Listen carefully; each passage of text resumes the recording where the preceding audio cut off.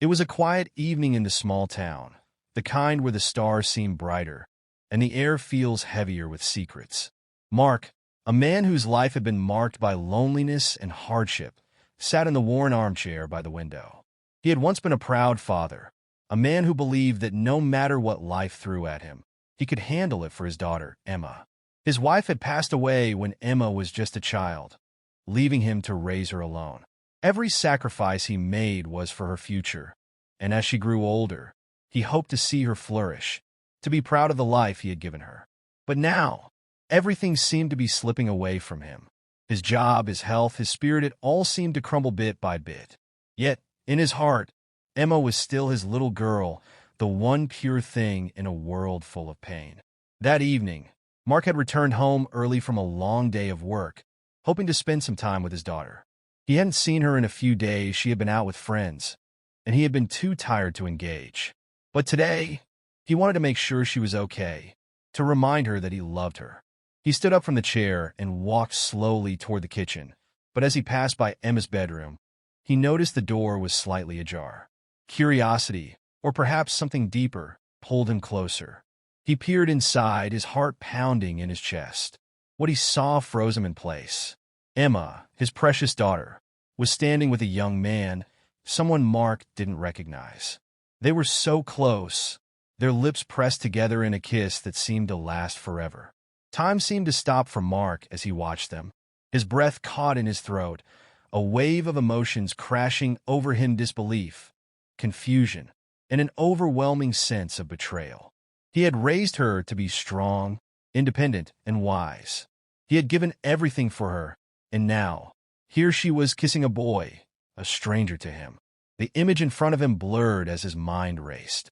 Was this what she had become? Was this how she viewed him now, a mere bystander in her life? Mark stepped back from the door, his chest tightening. He didn't know what to feel, only that the weight of it all was too much. His daughter, his world, was growing up, and he was being left behind.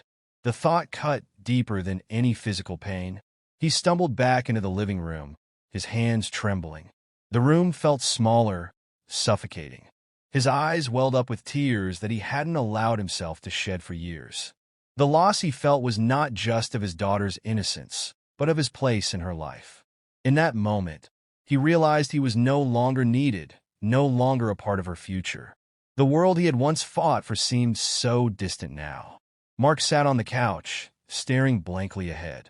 His mind, overwhelmed by the crushing weight of disappointment and rejection, spun out of control. He had given everything for her, and now he was nothing. He could feel the darkness closing in, suffocating him with a sense of finality. He looked at the framed picture of Emma on the mantel, a photograph of her as a little girl, smiling brightly in his arms. That was the last time he had felt truly needed, truly whole. But now, she had grown into someone he didn't recognize, and he was lost in the shadow of her independence. In the quiet of the room, with nothing but the sound of his own thoughts, Mark made a decision.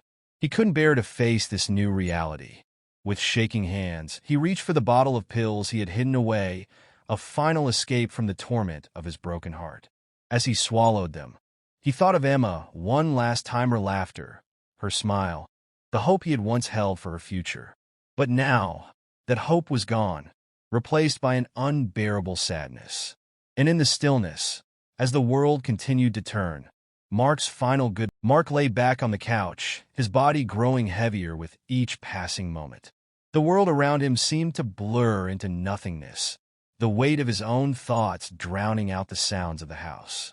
He felt the chill of the room seep into his bones, his breath shallow and slow. It wasn't long before the darkness took over, but in the haze of his fading consciousness, a faint sound reached his ears: soft footsteps, almost hesitant. Mark's eyes flickered open for a moment, his vision blurry, and there, standing in the doorway, was Emma. Her face, usually full of life and light, was pale, her eyes wide with shock and confusion. "Dad?" she whispered, her voice trembling. "Dad, what's wrong?" Mark's heart fluttered, the sound of her voice cutting through the fog that had begun to cloud his mind. He tried to speak, but his throat felt tight, uncooperative.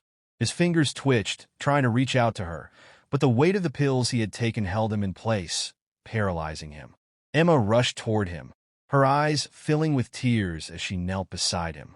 "Dad, please. What did you do?" she cried, her hands frantically pressing against his chest, as if trying to wake him from a nightmare. Mark's vision dimmed again, but his mind was still painfully aware of the weight of her presence.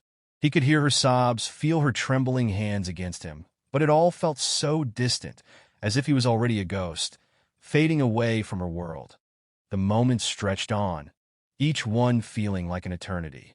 Then, with a sudden force, Emma's voice broke through the quiet. "Don't leave me, Dad. Please. I need you." Her words were like a lifeline, a reminder of everything he had once lived for. But it was too late. The darkness was already consuming him, dragging him further away from her, from the world he had known. But Emma wouldn't let go. She refused to accept the silence that was swallowing him whole. She dialed 911, her hands shaking as she pleaded for help. "Please, please, my daddies. Please save him." Her words were a frantic jumble, but the urgency in her voice carried a deep desperation Mark hadn't heard before. As the minutes ticked by, Mark felt himself slipping further into the void. Yet in the distance he could still hear her voice, still feel the faintest trace of her warmth, her presence. And then, the sound of sirens, distant but growing louder. The door to his world, his painful, final exit, was still open. Mark's eyes fluttered closed again, this time for good. Hours later, Mark woke up, disoriented, his head pounding as if it were being crushed under the weight of the world. The harsh white lights of the hospital room surrounded him, and his body felt numb, as though it had been drained of all life. But there, standing beside his bed, was Emma. Her face was swollen from crying, her eyes red-rimmed. But when she saw that he was awake, a flicker of hope crossed her face. "Dad!" she exclaimed, her voice a mix of relief and guilt. "Oh my God, you're alive." Mark tried to speak, but his throat was dry, cracked. Emma immediately handed him a glass of water, helping him drink. As the cool liquid slid down his throat, the fog in his mind began to clear. He looked at her, her tear-streaked face, and for the first time in what felt like forever, he felt a spark of something more than the emptiness he had been drowning in. "I am sorry," Mark managed to say, his voice barely above a whisper. I thought I wasn't needed anymore, that I was just a burden." Emma shook her head fiercely, tears spilling down her cheeks. "No, Dad, you were never a burden. I was so angry, so confused, but I never stopped needing you." She paused, looking at him with an intensity he hadn't seen before. "I was going through things, and I didn't know how to tell you. I'm sorry for what you saw, but you're everything to me. Don't you ever think that you don't matter." Mark's heart clenched at her words. He could see the pain in her eyes, the struggle she had been hiding from him. It wasn't just about what he had seen that night, it was about the distance that had grown between them, the things they had both been too afraid to face. In that moment, Mark understood. He understood that the world wasn't just black and white, that the love he had for her was enough to fight through the darkness. He wasn't ready to give up, yet not when she still needed him. "I'm here, Emma," Mark said hoarsely, reaching out to take her hand. "I'm here, and I'll fight. For you. For us." Emma squeezed his hand, her tears slowly subsiding as a sense of relief washed over her. They didn't need to have all the answers right now, but they had time, and time, for the first time in years, felt like a gift. As the night stretched on, Mark made a silent promise to himself and to Emma he would never again let the darkness cloud his vision of the future.